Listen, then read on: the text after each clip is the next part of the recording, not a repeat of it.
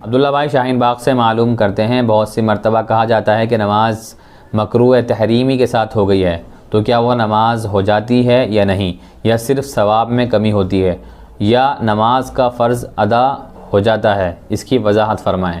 مذکورہ سوال کا جواب یہ ہے کہ اگر نماز میں کسی داخلی عمل کے ترک کرنے کی وجہ سے نماز میں کراہت آئی ہے تو اس نماز کا دہرانا واجب ہوگا، اور اگر کسی خارجی امر کی وجہ سے نماز میں کراہت آئی ہے تو بسا اوقات نماز کا دہرانا یہ واجب نہیں ہوتا ہے۔ اس کو ہم مثال کے ذریعے سے اس طرح سمجھ سکتے ہیں کہ اگر نماز میں قاعدہ اولا چھوٹ گیا جو کہ واجب ہے تو آدمی پر سجدہ سہو واجب ہوتا ہے۔ اب سجدہ سہو بھی اس سے چھوٹ گیا تو اب اس نماز کا دہرانا یہ وقت کے اندر واجب ہے، اور اگر وقت گزر جائے یعنی نماز کا وقت نکل جائے تو پھر نماز کا اعادہ کرنا مستحب ہوتا ہے۔ لیکن اگر کوئی آدمی جان بوجھ کر قاعدہ اولا کو چھوڑے اور سجدہ سہو بھی نہ کرے تو اب اس نماز کا دہرانا وقت کے اندر بھی اور وقت نکلنے کے بعد بھی واجب ہے۔